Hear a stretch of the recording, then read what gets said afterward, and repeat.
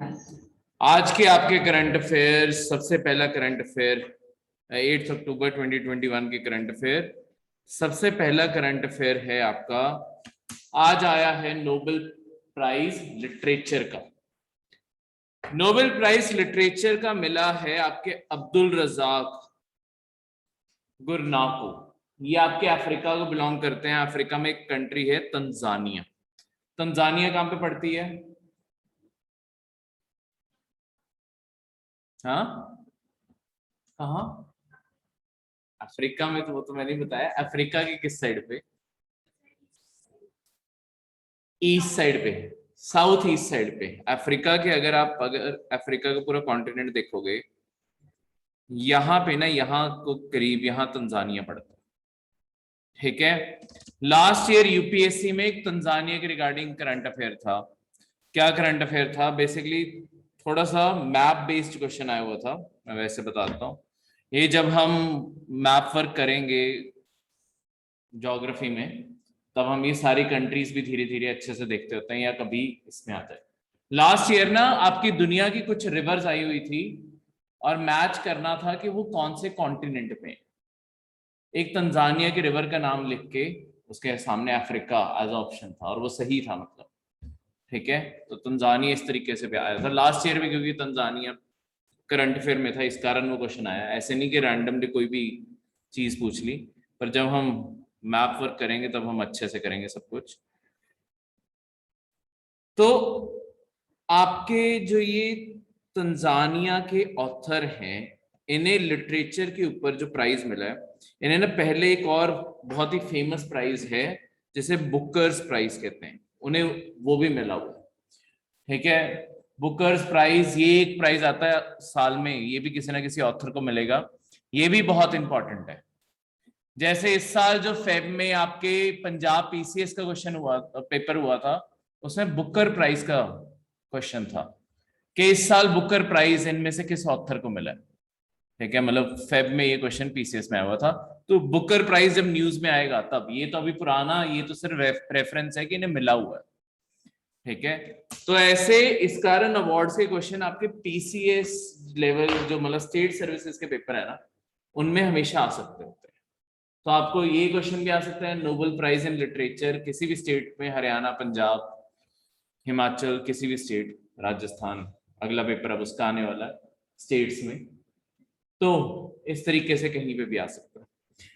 ये क्यों सिग्निफिकेंट है लिटरेचर का अवार्ड? ये एक तरह से 2007 के बाद पहली बारी किसी अफ्रीकन को ये अवार्ड मिल रहा है। ठीक है। और आज तक की पूरी नोबेल प्राइज हिस्ट्री में 1986 में सेकेंड टाइम है कि सब सहारन अफ्रीका में किसी कलर के पर्सन को, कलर का मतलब होता है व्हाइट को छोड़ के किसी और को, जैसे आपकी मतलब तीन रेसेस एक तरह से रेफर करनी हो, तो जैसे ब्लैक्स है, व्हाइट्स हैं, और हम जो अलग अलग शेड के लोग हैं, हमें कलर कह देते हैं कि हम कलर्ड है। ठीक है। तो ये जो रेफरेंस दी जाती है, तो ये सेकंड सब सहारन अफ्रीका, कल मैंने बताया था ना सब सहारन किस एरिया को बोलते हैं? अफ्रीका के ऊपर वाले एरिया में आपके यहाँ पे सहारा डेजर्ट है, इसके आसपास के जो ये सारे के सारे यहाँ पे ये देश हैं, ये भी इसमें तंजानिया भी आ गया, ये जितने देश हैं सब सहारन कहते हैं। ठीक है। तो क्योंकि आपका सहारा तो यहाँ तक तो सहारा ही फैला हुआ है, तो ये पूरी बेल्ट जो यहाँ पे कवर होगी, ये सारी की सारी सब सहारन कंट्री। तो इस कारण ये सिग्निफिकेंट है। इन्होंने लिखा क्या है कि आपके कॉलोनियल पीरियड का आपके अफ्रीका के ऊपर क्या असर रहा उसके बारे में। देखो वर्ल्ड हिस्ट्री में ना इसके बारे एक पूरी डिटेल्ड चीज पढ़ेंगे, हुआ क्या था। एक ना चीज रेफर की जाती है वर्ल्ड हिस्ट्री में जब हम पढ़ेंगे अफ्रीका को लेके। अफ्रीका एक ऐसा कॉन्टिनेंट है जहां पे सारे रिसोर्सेज अवेलेबल है। और जब कॉलोनियल पीरियड आया, जब आपके ब्रिटिश, जर्मन, इटली, स्पेन, ये सारी कंट्रीज ने, फ्रेंच ने पूरी दुनिया में कब्जे करने शुरू किए, टेरिटरीज को हथियाना शुरू किया, जैसे इंडिया भी कॉलोनी बन गया था ब्रिटिश की। तो ये जो पीरियड था, इसमें अफ्रीका का एक स्पेशल रोल आता है। ठीक है। एक तो यूरोप के बहुत ही पास पड़ गया ये कॉन्टिनेंट, दूसरा इस कॉन्टिनेंट के अंदर ना इतनी कोई डेवलपमेंट नहीं थी। जैसे इंडिया तो एक डेवलप्ड एरिया था ना, यहां पे सारे के सारे आपके ट्राइबल्स ही थे, और ये ट्राइबल्स ने स्टार्टिंग में वेलकम किया ऐसे लोगों को जो बाहर से आ रहे थे। उन्हें थोड़ी पता था कि इनकी इंटेंशन क्या है, पर जब इन्होंने अफ्रीका में रिसोर्सेज देखे इन यूरोपियंस ने, इन्होंने कब्जा करने का सोच लिया। कब्जा होना शुरू हुआ तो आपकी सारी यूरोपियन पावर्स यहां पे भाग गई हैं कोई ना कोई टेरिटरी हथियाने के लिए। तो वो क्या करती थी, वहां की लोकल ट्राइब्स को या तो सपोर्ट दे देती थी और उन्हें कहती थी दूसरी ट्राइब को हरा दो, उनका इलाका हमें दे दो, ठीक है, और उसके बाद उन्हें भी हरा देते थे। तो सबको हराते जा रहे थे और उनका एरिया हथियाते जा रहे थे। अब इस चीज में दो चीजें एक साथ होती हैं। सबसे पहले तो ये जो लालच आ गई थी कि जितनी टेरिटरी हथिया सके अफ्रीका में उतनी टेरिटरी हथिया लें। इसे वर्ल्ड हिस्ट्री में आप पढ़ेंगे एक चीज के कारण, the great game. The great game refer किया जाता है कि किस तरीके से यूरोपियंस में अफ्रीका की टेरिटरीज को लेके जो लालच शुरू हुआ, वो थी द ग्रेट गेम। सारी अफ्रीकन, अगर तुम अफ्रीकन कंट्रीज की कभी बॉर्डर्स देखोगे ना, बहुत ही सीधी सीधी बॉर्डर्स हैं। तो ऑब्वियसली ये नेचुरल बॉर्डर्स तो हो नहीं सकती, ऐसा थोड़ी है कि किसी पहाड़ को उन्होंने ऐसा रेंज बनाया होगा, क्योंकि पहाड़ कभी भी इतने बिल्कुल सीधे 90 डिग्री पे तो नहीं मुड़ रहे हो सकते। तो बिल्कुल सीधी सीधी बॉर्डर्स अफ्रीका में बन कैसे गई? वो आपके यूरोपियंस में जो आपस में उन्होंने टेरिटरीज बांटी ना, उसके कारण इस तरीके से बॉर्डर्स दिखने लग गई। लॉन्ग टर्म में वही आपकी कंट्रीज बन गई, इस कारण आज भी इतनी सीधी सीधी बॉर्डर्स वाली कंट्रीज दिखती हैं अफ्रीका, ठीक है। तो ये द ग्रेट गेम एक पूरा था। दूसरा, अफ्रीका में क्या था, अब देखो यूरोप में ना स्लीव्स रखने पे बैन था, यूरोप में गुलाम नहीं रख सकते थे, पर आपके उस टाइम के यूरोपियंस लालची तो पूरे थे। उन्होंने क्या किया, उन्होंने देखा कि अमेरिका में स्लीव्स की बहुत डिमांड है, ठीक है, अमेरिका में कोई बंदिश नहीं थी, उन्होंने कहा कि अमेरिका में बेचते हैं गुलामों को। यहां क्या करते थे, वो एक ट्राइब को सपोर्ट करते थे कि हम तुम्हें सपोर्ट करते हैं, तुम इन्हें हरा दो, जब ये हार जाएंगे इनके सारे लोगों को हमें सौंप देना। वो पूरी ट्राइब जो हार गई वो एक तरह से ब्रिटिश या कोई भी पावर है उसे सौंप दी गई, वो सारे जाके उनकी सेल करवा देते थे अमेरिका। इस तरीके से स्लेवरी का पूरा चैप्टर शुरू होता है अमेरिका में। अमेरिका इस तरीके से वहां पे ब्लैक्स इस तरीके से वहां पहुंचे हैं और इस तरीके से वहां पे पूरी स्लेवरी कंटिन्यू होती रही। स्लेवरी की अमेरिका में जरूरत क्यों थी, मतलब यूरोप में क्यों जरूरत नहीं थी और अमेरिका में जरूरत क्यों थी? देखो, यूरोप में लोगों की कमी नहीं थी, यूरोप जुड़ा हुआ था एशिया और सारे इलाकों से, वहां पे लोग रहते थे। अमेरिका एक नई जमीन थी जो अभी अभी मिली थी, वो ज्यादातर जमीन खाली थी। उस जमाने में एग्रीकल्चर के लिए कौन सा ट्रैक्टर्स और ये सब कुछ होते थे, तो लोगों को हाथ से काम करना पड़ता था, इतनी लेबर ही नहीं थी वहां पे कि लोगों को काम करने के लिए कोई मिल जाए। तो इस कारण उन्होंने गुलाम रखने शुरू कर दिए। एक तो गुलाम को सैलरी नहीं देनी, एक बार ही खरीदना है बस, ठीक है, और उसके बाद जितना भी वहां पे एग्रीकल्चर अब एक्सपैंड कर रहा था उस सारी चीज के लिए जो लेबर की रिक्वायरमेंट थी वो सारी पूरी हो जाती। तो इस तरीके से वहां पे ब्लैक पॉपुलेशन पहुंची, ठीक है। तो उन्होंने यही कंडीशंस के बारे, जैसे कि उन्होंने एक अपनी नॉवल पैराडाइज के अंदर उन्होंने कॉलोनियल ईस्ट अफ्रीका के बारे लिखा है, फर्स्ट वर्ल्ड वॉर के दौरान टाइम कैसा था ईस्ट अफ्रीका, और उस टाइम क्या हो रहा था अफ्रीका में, कैसे आपके अलग अलग पावर्स लड़ी हैं। जैसे जब हम वर्ल्ड वॉर की बात करते हैं ना, देखो वर्ल्ड वॉर की जब ज्यादातर हिस्ट्री पढ़ते हैं हम, हिस्ट्री को ना थोड़ा सा शॉर्ट कर जाते हैं जब स्कूल में पढ़ते हैं, यहाँ तो हम ऑब्वियसली डिटेल में पढ़ेंगे जब वर्ल्ड हिस्ट्री पढ़ेंगे। स्कूल में जब तुमने हिस्ट्री पढ़ी, वर्ल्ड वॉर का सारा फोकस यूरोप के ऊपर ही रहता है, पर उसे वर्ल्ड वॉर फिर क्यों कहेंगे अगर सारा सिर्फ यूरोप के ऊपर ही फोकस है? यूरोप मेन एरिया था, पर आपके जैसे अफ्रीका के अंदर बहुत बड़ी स्केल पे लड़ाई छिड़ी हुई थी, वर्ल्ड वॉर 1 में भी, वर्ल्ड वॉर 2 में भी, उसके बाद एशिया में भी लड़ाइयां छिड़ी हुई थी। तो ये अलग अलग जगहों पे जितनी भी लड़ाइयां थी ये सारी की सारी इस तरीके से शो होती है। क्लियर है?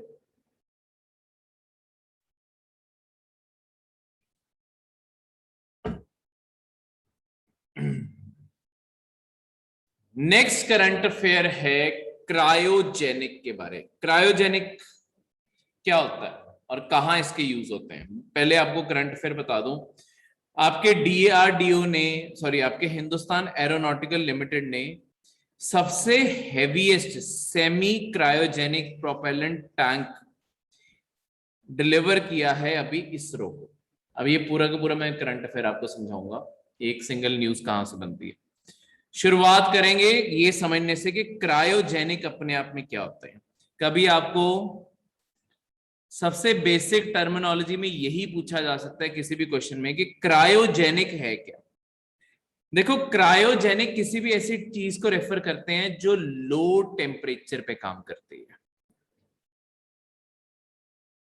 जहां पे लो टेम्परेचर होगा उसके ऊपर जो चीज काम करेगी उसे क्रायोजेनिक कहते हैं। लो टेम्परेचर, क्रायो वर्ड का मतलब ही लो टेम्परेचर होता है। ऐसे कोई भी चीज, कोई मशीन लो टेम्परेचर पे काम कर रही है, तुमने कोई वेजिटेबल्स लो टेम्परेचर पे रखे हैं, कुछ भी है, जहां पे भी 0 डिग्री से नीचे टेम्परेचर चला जाएगा उसे क्रायोजेनिक कंडीशन कहेंगे। अब हमने, मतलब ये इसरो के मामले में कहां जरूरी है। देखो, इसरो को आपकी बहुत ही हैवी लॉन्ग टर्म में हमें बहुत हैवी हैवी सैटेलाइट्स और ह्यूमन स्टेशन हम कोशिश कर रहे हैं अर्थ से बाहर स्पेस में पहुंचाने की, ठीक है। पर जितनी हैवी सैटेलाइट होगी उतना रॉकेट भी ज्यादा स्ट्रांग होना चाहिए, तभी तो उसे लिफ्ट ऑफ करवा पाएगा। अगर वो रॉकेट उसका भार ही नहीं संभाल सकता तो वो इतनी हैवी सैटेलाइट को लेके कैसे जाएगा। तो एक तरीका ढूंढा गया कि देखो अभी क्या होता है कि कोई भी जो आपका रॉकेट सिस्टम है, इसके आसपास हमने जितने भी आपके सेट बांधे हैं, इसके अंदर ना फ्यूल टैंक इसके साथ ही बांधे हुए हैं, ठीक है, अलग अलग फ्यूल टैंक इसके साथ ही बांधे हुए हैं।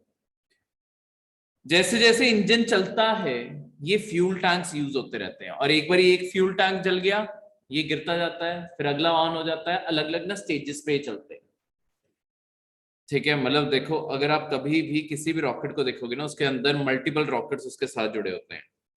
जैसे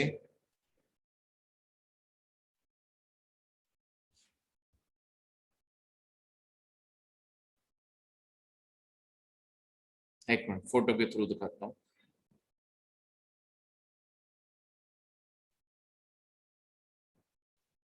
लाइव इमेज से देखते हैं।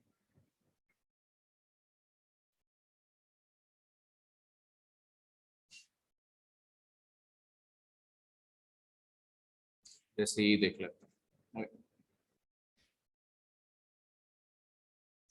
अमेरिका की एक फोटोग्राफ दिखाता हूँ, एक लॉन्च की। देखो इस लॉन्च व्हीकल को देखो, ठीक है। अब इस लॉन्च व्हीकल के अंदर है क्या?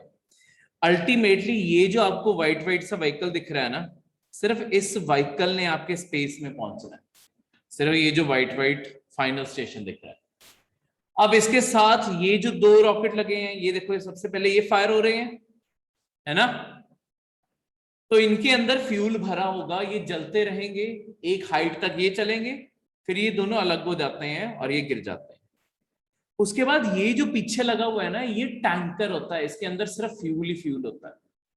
फिर ये जलना शुरू होता है, ये बहुत बड़े स्केल पे फिर ये जलता है। फिर ये जब सारा टैंकर खाली हो जाएगा फिर ये भी गिर जाएगा। फाइनली इसके इंजन जो है ना, ये देखो, अगर ध्यान से देखोगे ये इंजन अभी बहुत ही स्मॉल स्केल पे चल रहे हैं, मेन पावर यहां से आ रही है, ये बड़े वाले इनसे, इसके ये इंजन बस हल्की सी बस इन्हें ऑन रखा जाता है। ये फाइनली ये तो जाके स्पेस में ऑन होते हैं, बहुत ही स्पेस के पास पहुंच के तब जाके ये ऑन होते हैं, बाकी सारा सिस्टम ये चल रहा है। अब अगर मैंने कोई सैटेलाइट, इसे लॉन्च व्हीकल की जगह लेट्स सपोज कोई सैटेलाइट भेजनी है मैंने, ये तो अगर इंसानों ने जाना होता है तब ये ऐसा यूज करते हैं अलग अलग, पर ये पीछे रॉकेट्स ऐसे ही रहे। अब देखो इनका वेट कितना ज्यादा है अपने साथ, मतलब एक व्हीकल को लॉन्च करने के लिए साथ में फ्यूल का कितना वेट उठाना पड़ रहा है हमें, ठीक है। फ्यूल तो कितना फालतू में उठाना पड़ रहा है। अब किसी तरीके से अगर मैं इस फ्यूल का वेट कम कर दूं तो मुझे ये चीजें अगर गायब हो जाए इससे, तो अपने आप आपके सिर्फ मतलब कुछ रॉकेट रह जाएंगे लेट्स सपोज, और कुछ हट जाएंगे। अगर अपने आप में लॉन्च व्हीकल लाइट हो गया, उतनी ही तुम सैटेलाइट हैवी कर दोगे, पर एफिशिएंसी उतनी रहनी चाहिए ना। तो हमने क्या किया है, हमने ये जो व्हीकल इसके साथ मतलब ये सारे जो इंजन जोड़े हैं, यहां पे हमने जो काम किया, हमने एक नई टेक्नोलॉजी बनाई। ये जो लॉन्च इसके साथ मतलब जो हमने अभी रॉकेट्स देखे, हमने एक रॉकेट्स के अंदर ना एक स्पेशल सिस्टम बना लिया। वो सिस्टम क्या है, उन्हें क्रायोजेनिक इंजन्स कहते हैं।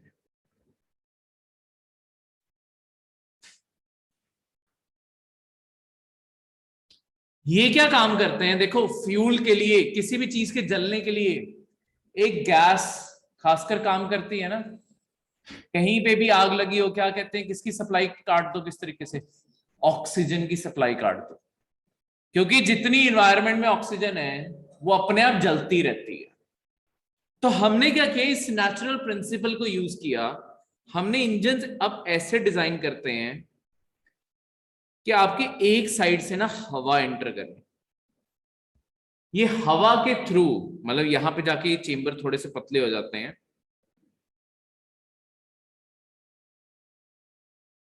ठीक है, कि हवा यहां पे ना इसके आपके फिल्टर्स लगे होते हैं जो सिर्फ ऑक्सीजन को अंदर खींच लेते हैं। क्योंकि हमें ये तो पता ही है कि एटमॉस्फेयर के अंदर ऑक्सीजन तो है ही, तो हम स्पेशली टैंक में ऑक्सीजन डाल के क्यों भेज रहे हैं, वो एटमॉस्फेयर से जलने के लिए खुद ऑक्सीजन उठा लेगा। मेरा वेट भी लाइट हो गया, on the spot he gather करके आग लगाई जा रहा है। तो इस कारण यहां से हवा अंदर आती है, ऑक्सीजन फिल्टर हो जाती है। अब ये जो ऑक्सीजन फिल्टर हो रही है, देखो अचानक नैरो चेंबर बन रहा है ना आगे, तो आपकी हवा को सडनली एक छोटे से एरिया से पास करना पड़ेगा। एक चीज याद रखो, जब भी आपका प्रेशर और जो टेम्परेचर का रिलेशन है ना, वो इनवर्स है। जब छोटा एरिया होगा, प्रेशर बढ़ रहा है या कम हो रहा है, प्रेशर इंक्रीज कर रहा है ना, तो टेम्परेचर क्या कर जाएगा, डिक्रीज। तो जब ये ठंडे से मतलब ये छोटी चेंबर से हवा पास करती है, आपकी ऑक्सीजन बिल्कुल ठंडी हो जाती है। पर इसके ऊपर प्रेशर इतना बढ़ जाता है कि ये छोटे से चेंबर, इसे इतने छोटे, इतना प्रेशर इसमें बढ़ाया क्यों जा रहा है। देखो जितने तुम प्रेशर के थ्रू आग लगाओगे, धमाका उतना बड़ा होगा ना। तो ये इंजन्स को इस कारण इतनी नैरो गली से हवा को तेजी से पास करवाया जाता है कि वो प्रेशर इतना ज्यादा ऑक्सीजन का बन जाए कि उसमें हल्की सी भी आग लगी हुई है ना, वो बॉम्ब बन के एक तरह से जले और वो पूरे ही ब्लास्ट ऑफ हो जाए। पर ये एक रिलेशन हमेशा याद रखना, ये आपके जगह जगह पे ये आपके क्वेश्चन बन, मतलब ज्योग्राफी में भी हम इसे पढ़ते हैं, ये रिलेशन होता है हमेशा। अगर हाई प्रेशर होगा तो लो टेम्परेचर होगा, अगर लो प्रेशर होगा तो हाई टेम्परेचर होगा। तो यहां पे आके आपका प्रेशर इंक्रीज हो रहा था, इस कारण टेम्परेचर ड्रॉप हो गया। इसीलिए इन इंजन का नाम पड़ जाता है क्रायोजेनिक इंजन, कि जहां पे आपकी ऑक्सीजन बहुत ही लो टेम्परेचर पे एग्जिस्ट कर रही है, ठीक है, इससे इसका नाम पड़ जाता है। क्लियर है।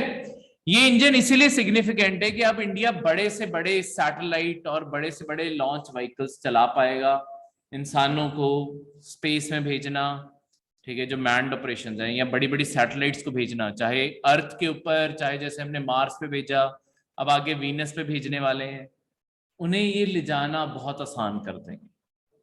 ठीक है, ये क्रायोजेनिक टेक्नोलॉजी जो है ना, ये बहुत ही लिमिटेड देशों के पास है।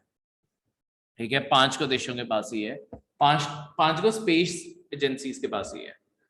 ये 5 स्पेस एजेंसीज कौन सी हैं, एक तो नासा के पास है जो अमेरिका की है, ठीक है, एक आपके रशिया, रॉसकॉम उसे कहते हैं, ठीक है, एक आपकी चाइना की स्पेस एजेंसी है, उसका नाम अभी याद नहीं, सर्च कर लेना, ठीक है, एक चाइना के पास है, एक इंडिया के पास है, और एक यूरोपियन स्पेस एजेंसी के पास है। पूरी यूरोप ने एक कॉमन एजेंसी बनाई है सिर्फ ये 5 देशों के पास ही क्रायोजेनिक टेक्नोलॉजी है। ये इंजन से तुम बेस्ट से बेस्ट एयरक्राफ्ट्स भी बना सकते हो, जो फाइटर एयरक्राफ्ट्स हैं, अगर उन्हें तुमने बहुत ही हाई स्पीड पे लेके जाना है और उन्हें बहुत ही लाइट बनाना है, तो ये सेम इंजन कहीं और भी तो लग सकता है। तो इसे फाइटर एयरक्राफ्ट में भी लगा सकते हो, इसे लॉन्च व्हीकल्स में भी लगा सकते हो, सबसे। इसी कारण ये जो टेक्नोलॉजी है, करंट अफेयर पे वापस आते हुए, ये आपके हिंदुस्तान एरोनॉटिकल लिमिटेड, जो आपके जिन्होंने तेजस बनाया, जैसे तेजस में इंजन नहीं लगा, पर उन्होंने ये पहले इंजन अब बना लिया है। अब ये इंजन इसरो को दिया है कि वो अपने रॉकेट्स में यूज कर सके बाद में। अभी क्योंकि ये तो बहुत ही हैवीएस्ट है, ताकि बहुत ही हैवी व्हीकल्स को लॉन्च कर सके, ठीक है। पर बाद में फाइटर एयरक्राफ्ट के लिए इंजन छोटा बनाना पड़ेगा। वो छोटा बना के हम बाद में, जो इस टाइम इंडिया ने इस टाइम अपनी खुद की रिसर्च कर रहा है, हम कोशिश कर रहे हैं 5th जनरेशन एयरक्राफ्ट बनाने की। जो आपके फाइटर एयरक्राफ्ट होते हैं ना, उन्हें अलग अलग जनरेशन में बांटा जाता होता है। वो कितने एडवांस्ड है उसके मुताबिक उनकी हमेशा जनरेशन डिसाइड होती है। जैसे दुनिया में जो सबसे पहले एयरक्राफ्ट आए थे, तो जिसका आगे एक पंखा होता था और बस गोलियां मारते थे लोग, वर्ल्ड वॉर 1 और 2 के टाइम जो सबसे पहले आए, वो फर्स्ट जनरेशन थी। धीरे धीरे थोड़े से इंजन बेटर होने लगे, करते कराते अब जो सबसे लेटेस्ट टेक्नोलॉजी है ना, जैसे अमेरिका का F-35 जो लेटेस्ट एयरक्राफ्ट है उनका, वो 5th जनरेशन है। इंडिया अभी डेवलप कर रहा है, डेवलपमेंट ही 2030 तक पूरी होगी अभी, तो अभी टाइम लगेगा बहुत, ठीक है। अमेरिका बना चुका है अपना, ठीक है, चाइना भी बना चुका है। तो 5th जनरेशन एयरक्राफ्ट कुछ कंट्रीज के पास आ गए। इनमें क्या होता है, 5th जनरेशन हम किस चीज से बोलते हैं, इनके अंदर ना एक स्पेशल टेक्नोलॉजी है जिसे स्टेल्थ कहते हैं। स्टेल्थ टेक्नोलॉजी क्या होती है, स्टेल्थ का मतलब होता है रडार पे ना दिखना। तो ये 5th जनरेशन एयरक्राफ्ट की सबसे बड़ी बात है कि ये तो रडार पे या तो बहुत ही कम नजर आते हैं या नजर ही नहीं आते। तो ये आराम से किसी भी दुश्मन की टेरिटरी के अंदर घुस जाएंगे और नजर भी नहीं आएंगे। तो ये बहुत बड़ा सिग्निफिकेंस है, ठीक है। कल की न्यूज है कि चाइना ने एक एंटी स्टेल्थ रडार बनाया, वो उन एयरक्राफ्ट को भी ढूंढ लेता है जो स्टेल्थ टेक्नोलॉजी से बने। तो एक टेक्नोलॉजी आती है, उसकी काउंटर कोई और टेक्नोलॉजी आ जाती है। तो यही चलता रहता है कि अब चाइना ने एक रडार बनाया जिसपे स्टेल्थ भी नहीं काम करेगा। अब वो कितना इफेक्टिव है रडार, वो चाइना ही जाने, पर उन्होंने बनाया जरूर है, ठीक है। तो इस तरीके से नेक्स्ट आपकी ना, अब कुछ आने वाले महीनों में इंडिया और यूके बहुत सारी जॉइंट एक्सरसाइजेस परफॉर्म करने वाले हैं, ठीक है। बहुत सारी मल्टीपल एक्सरसाइजेस परफॉर्म होने वाली हैं। जैसे कि एक एक्सरसाइज यहां ऊपर लिख दी है, बाकी 2 का नाम यहां लिख दिया।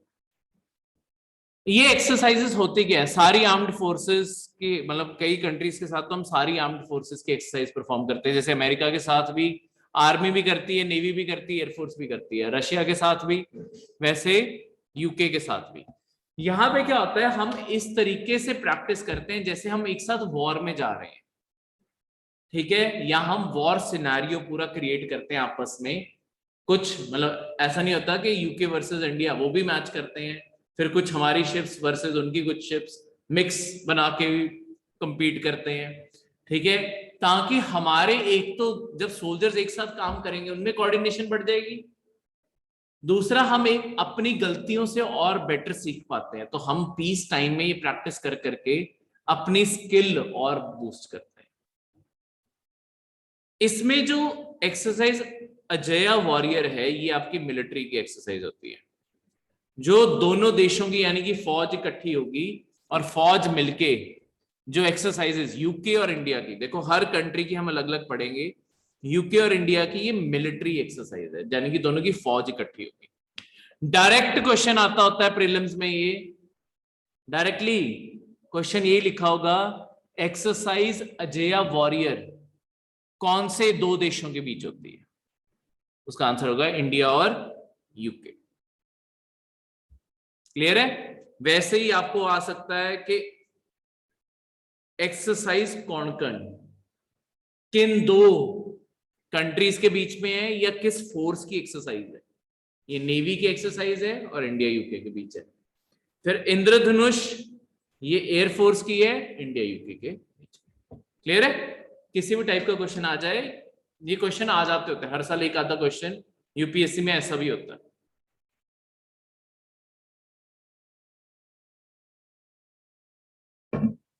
यहां तक कोई भी डाउट? नेक्स्ट करंट अफेयर है एक आपकी सरकार की स्कीम के बारे, जिसका नाम है स्वदेश दर्शन स्कीम। देखो इंडिया में एक सेक्टर ना अभी भी अंडर डेवलप्ड है और अभी राइज कर रहा है, वो है टूरिज्म का। टूरिज्म के सेक्टर में क्या इश्यू है कि अभी इंडिया के अंदर अगर तुम ओवरऑल देखो, हमारे टूरिज्म सेक्टर ना कनेक्टेड नहीं है। जैसे बुद्धा कितने टाइम, मतलब किस तरीके से और कितना अंडर डेवलप्ड ये सेक्टर है, बुद्धिज्म के एग्जांपल से बताता हूं। बुद्धा की ओरिजिनेशन कंट्री ये, अशोका जैसे रूलर्स ने पूरी दुनिया में बुद्धिज्म फैलाया। पर इंडिया पूरे मतलब जो इंडिया को सारी जगह जितने भी इलाके हैं, पूरे इंडिया को बुद्धिस्ट टूरिस्ट, मतलब जो बुद्ध की जगहें ही विजिट करना चाहते हैं, उनका सिर्फ 1.7% टूरिस्ट ही मिलता है। नेपाल जैसे 70% टूरिस्ट बुद्धिज्म के चक्कर में नेपाल जाता है। पर सांची और बहुत सारे अमरावती, ये जगह जगह पे जो हमारे स्टूपास बने हुए हैं और बुद्धा के बहुत सारे सिंबल्स हैं, वो सारे तो इंडिया में है। तो यानी कि हम दुनिया भर में अपने टूरिज्म को प्रमोट नहीं कर पा रहे, जिसके कारण देखो अगर टूरिज्म सेक्टर बढ़ेगा, कितनी नौकरियां लोगों के लिए आती हैं। जहां पे वो रुकेंगे, कोई ना कोई होटल बनाएगा, उसकी कमाई है। होटल के अंदर वर्कर्स काम कर रहे हैं, उनके लिए जॉब है। ठीक है, कहीं वो खाना खाएंगे, कोई ढाबा खोल रहा है या कोई छोटी मोटी अपने खाने पीने की दुकान, कमाई तो वो भी है ना। नौकरियों का मतलब देखो इंडिया में हमारी पॉपुलेशन के लिए सिर्फ ये इश्यू नहीं है कि हमें सबको हाई पेइंग जॉब्स देनी है, क्योंकि इंडिया में गरीबी इतनी है कि पहले एटलीस्ट उन्हें खाने जोगा तो पैसा दे दें। तो तुम अगर एक चीज पूरी डेवलप करने में हेल्प कर दोगे कि अगर जितनी भी बुद्धा की प्लेसेस हैं, मैं सारी आइडेंटिफाई करके उन्हें इस तरीके से इंटरनेशनली लिंक करके पैकेज के तौर पे बेचूं, सारे टूरिस्ट इंडिया आने लगेंगे। क्योंकि उन्हें लगेगा कि देखो ये पैकेज खरीदना कितना आसान है, कि 2 दिन यहाँ रुकना है, खाना मेरा यहाँ पे है, 2 दिन यहाँ ट्रैवल, हर चीज इंक्लूड कर दी उसमें, रेलवे टिकट्स भी जोड़ दी होंगी, फ्लाइट टिकट्स भी जोड़ दी होंगी, सब कुछ कर दिया, उनके होटल स्टेज भी जोड़ दिए। मतलब प्राइवेट सेक्टर को इनकरेज किया जाता है कि तुम आगे आओ और इस पूरे सर्किट को अब लिंक करके इंटरनेशनली बेचो। उसके बीच का जितना इंफ्रास्ट्रक्चर बनाने की बात है, कहीं पे कोई सड़कें मॉडिफाई करने वाली हैं, रेलवे चलाने वाली हैं, वो सरकार कहती है वो हम करते हैं। क्योंकि अगर ये अगर आपके टूरिज्म के पूरे सर्किट चलने लग गए, आपके रोजगार बहुत बढ़ जाएगा। अब लेट्स सपोज कोई टैक्सी, किसी ने अपनी टैक्सी डाली है, अपनी पर्सनल टैक्सी स्टैंड नहीं है, सिर्फ एक ही अपनी टैक्सी है, वो भी तो उस रूट पे कमा ही रहा होगा। तो कहीं ना कहीं पूरे इंडियंस की इनकम राइज करेगी अगर टूरिज्म सेक्टर बढ़ेगा। इंटरनेशनल टूरिस्ट आके पैसे भी तो ज्यादा खर्च करेगा। तो इस कारण ये स्वदेश दर्शन स्कीम बनाई जा रही है कि हमारे इंडिया में हम क्या कर रहे हैं, मिनिस्ट्री ऑफ टूरिज्म की स्कीम है, इसके अंदर हमारा काम है प्रमोट, डेवलप और हार्नेस करना हमारे टूरिज्म पोटेंशियल को इंडिया के। ठीक है, तो ये पूरी सेंट्रल सेक्टर स्कीम है। देखो आपकी स्कीम्स ना अलग अलग टाइप की होती हैं, ये सेंट्रल सेक्टर स्कीम है, ऐसे ही सेंट्रल स्पॉन्सर स्कीम होती है। अब सेक्टर और स्पॉन्सर वर्ड में क्या फर्क है? सेंट्रल स्पॉन्सर स्कीम भी कई होती है, ये सेंटर सेक्टर है। देखो जहां पे स्पॉन्सर स्कीम आ जाएगा ना, वहां पे सेंटर एक लिमिटेड पैसा देता है और स्टेट्स भी साथ में पैसा लगाती है। जैसे स्पॉन्सर स्कीम में यूजुअली सेंटर 60% पैसा देता है और स्टेट्स को कहता है तुम बाकी 40% लगाओ। पर जहां पे सेक्टर आ गया, सेंट्रल सेक्टर स्कीम, वहां पे 100% पैसा सेंटर की सरकार देती है। तो यानी कि ये पूरे टूरिस्ट सर्किट्स को बनाने के लिए सेंटर पैसा दे रहा है। ठीक है सेंटर खुद आइडेंटिफाई करता है सब कुछ। इसके बाद इसमें आपकी सरकारी कंपनियों को और आपके जो कॉर्पोरेट प्राइवेट सेक्टर को भी इनकरेज किया गया है कि आप देखो, एक ना लिमिटेशन होती है, मतलब एक चीज होती है, उसे कहते हैं कॉर्पोरेट सोशल रिस्पॉन्सिबिलिटी, CSR। अब ये CSR क्या होते हैं? आपकी बड़ी बड़ी कंपनियों को बोला जाता है कि आप साल में जितना पैसा कमाते हो उसका 3% आपने किसी ना किसी सोशल काम पे लगाना, जैसे गरीबों के लिए घर बनवा दो या उन्हें एजुकेशन दिला दो, ठीक है, ऐसे कोई भी जिससे समाज का भला होता है ना, तुमने जितने पैसे कमाए हैं उसका 3% तुमने समाज को वापस देना एक तरह से, तो ये तुम्हारी सोशल रिस्पॉन्सिबिलिटी है। तो 3% अपनी कमाई का यहां खर्चो। तो सरकार ने ये भी बोला है कि अगर तुमसे नहीं खर्च होता तो तुम किसी सरकार की स्कीम में पैसा लगा सकते हो, कि सरकार को पैसा मिल जाएगा ना लगाने के लिए। वैसे ही स्कीम के अंदर सरकार ने अलाउ किया है कि अगर तुम चाहो तो यहाँ पे कंट्रीब्यूट कर दो और ये सर्किट डेवलप करने में हेल्प कर दो। देखो इसका बेनिफिट क्या होगा, सबसे बड़े कौन से कॉर्पोरेट है जो इसमें पैसा लगाएंगे? जैसे आपके जो ताज होटल्स की चेन है एग्जांपल के लिए, उन्हें खुद भी बेनिफिट है ना अगर ये टूरिस्ट सर्किट बनने लग गए, तो उनके लिए अपने आप लालच है कि सरकार इसकी तरफ काम करे, तो वो अपना कॉर्पोरेट सोशल रिस्पॉन्सिबिलिटी का जो 3% है वो सरकार को अपने आप दे देंगे, क्योंकि जितना फॉरेन टूरिस्ट आएगा, फॉरेन टूरिस्ट तो अपने आप ही लो कॉस्ट होटल की जगह वो तो प्रीमियम ही ढूंढेंगे ना, उनका बिजनेस अपने आप बढ़ेगा। तो इस कारण उनका भी फायदा है, सरकार को पैसे मिल जाते हैं, सरकार का भी फायदा। तो एक्चुअली प्राइवेट सेक्टर पैसे लगाता है, ठीक है। तो इस तरीके से क्लियर है। अगला आपकी एक फोर्स के बारे में, शास्त्र सीमा बल, जिसे SSB भी कहते हैं। शास्त्र सीमा बल आपकी एक पैरामिलिट्री फोर्स है। देखो आपकी दो टाइप की फोर्सेस होती हैं, एक हम जैसे मिलिट्री कहते हैं और एक होती है आपकी पैरामिलिट्री। दोनों की यूनिफॉर्म सेम सी होती है, इस कारण कई बार आपको कंफ्यूजन हो सकती है कि कौन कौन है, पर इनकी अल्टीमेटली कमांड डील करती है कि किस टाइप की फोर्स है। जो मिलिट्री है वो आपके अल्टीमेट इसका कंट्रोल आता है आपके सेंटर में मिनिस्ट्री ऑफ डिफेंस के अंडर। जो पैरामिलिट्री होती है, क्या हो गया,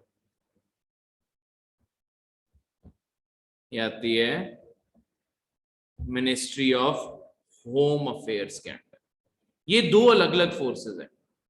जैसे हम देखते हैं आपके BSF, CRPF, ठीक है, जैसे SSB होगी, शास्त्र सीमा बल, ये जितनी फोर्सेस हैं आपकी, असम राइफल्स, ठीक है, उसके बाद आपकी इंडस्ट्रियल प्रोटेक्शन फोर्स है एक, फिर ITBP, ये जो जितनी भी ये फोर्सेस हैं, ठीक है, ये सारी पैरामिलिट्री है। अब इनमें अगला फर्क क्या होता है कि जो मिलिट्री जो फौज होती है, इसका हेड हमेशा एक मिलिट्री का अपना बंदा होता है, ठीक है, उसी के चीफ होते हैं, धीरे धीरे रैंक्स में राइज किए होते हैं और वहां तक पहुंचे हैं। पैरामिलिट्री की जितनी फोर्सेस हैं, इनके हेड हमेशा सिविलियन ऑफिसर्स होते हैं, यानी कि जो IPS होते हैं ना, वो इसके हेड होते हैं, ठीक है। मिलिट्री का काम है वॉर पे जाना, मिलिट्री उसी चीज की तैयारी करती है, तो जितने भी टैंक्स ये सब कुछ है वो मिलिट्री के पास है। पैरामिलिट्री का काम है पीस टाइम में आपकी सिक्योरिटी और बॉर्डर मैनेजमेंट देखना। जैसे आपकी जो BSF है, ये फोर्सेस अब अलग अलग जगहों पे इसलिए प्लेस की गई है। BSF का काम है आपकी पाकिस्तान और आपके बांग्लादेश की बॉर्डर को मॉनिटर करना। पर अगर कभी पाकिस्तान के साथ लेट्स सपोज वॉर होती है, सबसे पहला काम क्या किया जाता है कि आपके BSF को पीछे हटा लिया जाता है और आपकी मिलिट्री को आगे भेज दिया जाता है, ठीक है। वैसे ही जब कहीं पे भी कोई भी सिक्योरिटी सिचुएशन खराब होती है ना, आपकी CRPF लगाई जाती है। जब भी आप कई बार देखते हो कि कहीं पे बहुत ही ज्यादा डिप्लॉयमेंट होती है आपकी यूनिफॉर्म लोगों की, कि कहीं पे कोई दंगे होके हटे हैं और वहां पे कहते हैं ना कि फौज लगा दी है, वो एक्चुअली कभी फौज नहीं होती, वो CRPF के लोग होते हैं। एक डेमोक्रेसी के अंदर प्रिंसिपल फॉलो किया जाता है कि मिलिट्री कभी भी सिविलियन मैटर्स में ना बुलाई जाए अनटिल अनलेस बहुत ही ज्यादा खतरा बढ़ गया। हर चीज को, मतलब जब तुम इवन जम्मू कश्मीर जाओगे ना, जम्मू कश्मीर के अंदर तुम्हें जगह जगह पे फौज, मतलब यूनिफॉर्म में सोल्जर्स दिखाई देंगे। वो मिलिट्री, वो आर्मी के लोग नहीं है, वो सीआरपीएफ के लोग हैं। ठीक है, उन सबके यहाँ पे बैचेस देखोगे ना, वहां पे सीआरपीएफ लिखा होगा, क्योंकि इनका काम है ये सब कुछ करना, मिलिट्री का काम नहीं है। मिलिट्री को एक स्पेसिफिक रीजन, क्योंकि डेमोक्रेसी को प्रोटेक्ट करने के लिए जरूरी है कि कभी भी मिलिट्री आउट ऑफ कंट्रोल ना हो जाए, क्योंकि नहीं तो तख्ता पलट हो जाएगा ना। इसी कारण मिलिट्री को हमेशा कंटोनमेंट्स में एक तरह से बंद रखा जाता है। वो एक ऐसा लीथल वेपन है जिसे तब, सिर्फ तब यूज किया जाएगा जब कहीं पे खतरा बढ़ जाएगा। जैसे जो आपकी आईटीबीपी है, इनका काम है आपकी चाइना बॉर्डर को ये मॉनिटर करते हैं, पर पिछले 1.5 साल से चाइना के साथ प्रॉब्लम चल रही है, तो आईटीबीपी को पीछे बुला लिया गया है और इसकी जगह मिलिट्री डिप्लॉयड है वहां पे, क्योंकि लड़ाई जहां पे भी टेंशन बढ़ेगी वहां पे मिलिट्री जाएगी। ठीक है, बाकी जहां पे शांति होती है वहां पे हमेशा पैरामिलिट्री होती है, बस जहां पे सिक्योरिटी मेंटेन करनी है, रेगुलर चेक्स करने हैं, वो सब कुछ करना है। ठीक है, इसी तरीके से जो आपके शास्त्र सीमा बल है, ये आपके नेपाल और भूटान की जो बॉर्डर्स हैं यहां पे डिप्लॉयड है। ठीक है, अब नेपाल और भूटान, आज का खासकर करंट अफेयर ये है कि इंडिया और नेपाल ने अब सोचा है कि हम एक साथ जॉइंट पेट्रोलिंग करने लगेंगे। जॉइंट पेट्रोलिंग क्यों? क्योंकि ना हमारे नेपाल के साथ जो बॉर्डर है, भूटान के साथ भी वैसे ही है, पर नेपाल के साथ, अभी आज का करंट अफेयर नेपाल के बारे में, नेपाल के साथ जो बॉर्डर है भूटान के साथ सेम, के वहां पे ना कोई फेंसिंग कुछ नहीं है। भूटान के साथ तो लिटरली ऐसी भी हमारी कई जगहों पे बॉर्डर है कि एक सड़क का फर्क है, दूसरी साइड पे भूटान है, इस साइड पे इंडिया, तो इतनी पीसफुल बॉर्डर्स हैं। तो आपस में देशों में ये प्रॉब्लम नहीं है कि हम लड़ पड़ेंगे कि फेंस बनाने पड़े या कुछ वो है। पर अब प्रॉब्लम ये आती है जब इतनी ओपन बॉर्डर है, यहाँ पे ना स्मगलिंग बहुत ज्यादा हो जाती है।